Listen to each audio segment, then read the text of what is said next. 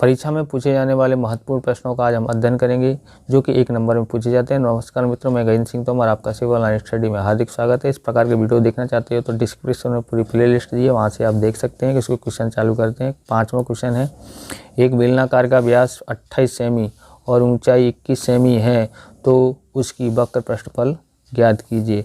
तो यहाँ पर व्यास दिया है, व्यास यानी डी 28 सेमी दिया है। तो सबसे पहले इसको त्रिज्या ज्ञात करेंगे। तो r बराबर d/2, d बराबर हमारे पास 28 है, बट्टे में 2, तो ये आ जाता है हमारा 2 से भाग देते हैं तो 14 cm आ जाता है।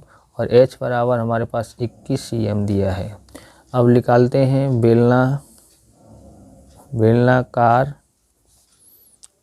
की वक्र पृष्ठफल, वक्र पृष्ठफल दिया है तो कितना लिखेंगे हम यहाँ पर? तो हम यहाँ लिखेंगे 2πr/h इसका सूत्र होता है। यहाँ लिखेंगे 2π बराबर 22/7, r बराबर 14, h बराबर 21। तो आप जिसको काटना है इसको काटना है तो इसको, जिसको काटना है काट सकते हैं। तो ये हमने यहाँ पर 7 से काटा, 7 तिया 21 हो जाता है।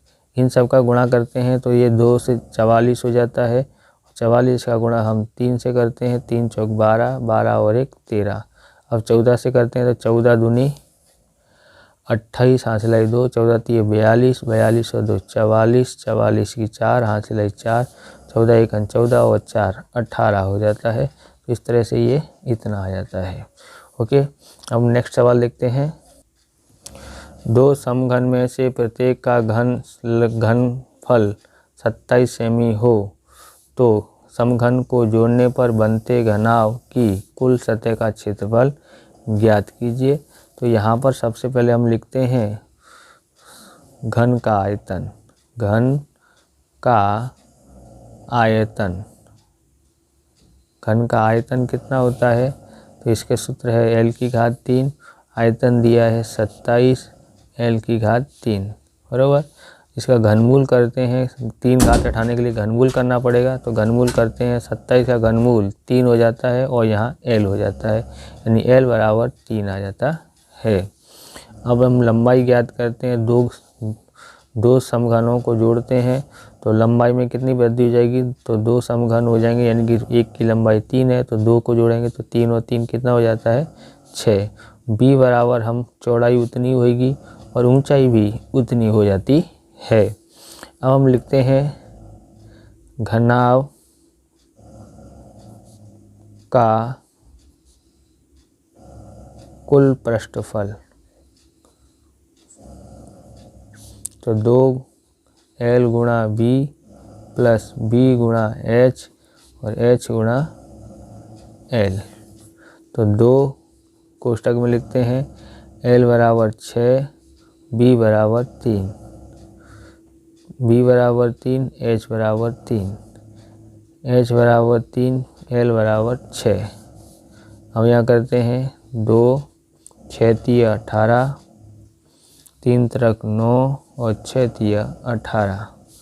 अब यहाँ पर देखते हैं 18 18 36, 36 और 9 कितना हो जाता है? 45। तो 2 गुणा 45 बराबर 90 सेमी की घात 2। इस तरह से ये भी हो जाता है। अब 7वां क्वेश्चन देखते हैं। क्वेश्चन नंबर 7 है, 6 सेमी त्रिज्या वाले गोले का घनफल पाई के गुणक में ज्ञात कीजिए। तो ज्ञात करते हैं, यहाँ लिखते हैं गोले का घनफल यानी आयतन, गोले का आयतन। तो गोले का आयतन का सूत्र होता है 4/3 पाई r की घात 3। तो यहाँ पर लिखेंगे 4/3, पाई का मान लिखना नहीं क्योंकि पाई के गुणक में बोला है।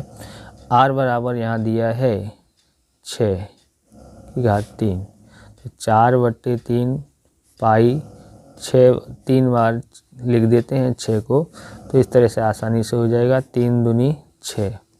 अब देखेंगे 6 चौक 24, 24 दूनी 48 और 48 चौक 288 पाई आ जाता है। यहाँ पर लिखते हैं सेमी, इस घन लिखते हैं, क्यू लिख देते हैं। तो इस तरह से 7वां सवाल होता है। अब 8वां सवाल देखते हैं।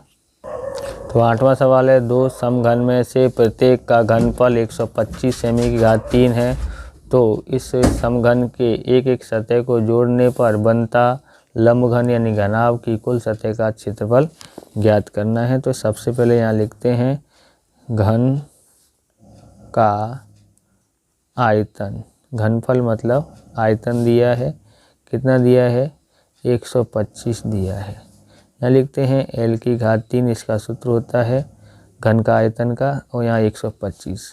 घन 3 घात हटाने के लिए हमको घनमूल करना पड़ेगा, तो घनमूल करते हैं, इसका 125 का हो जाता है 5, तो L बराबर 5 cm आ जाता है।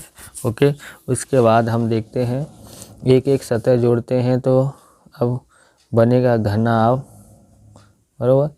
घनाभ की हम लंबाई ज्ञात करते हैं, तो घनाभ की लंबाई ज्ञात करेंगे तो कितना हो जाएगा 5 और 5 जोड़ेंगे तो ये 10 हो जाता है। b बराबर 5 ही रहेगा और h बराबर भी 5 रहेगा। इसलिए लिखते हैं घनाभ का कुल पृष्ठफल, बोले 2LB plus BH plus LH।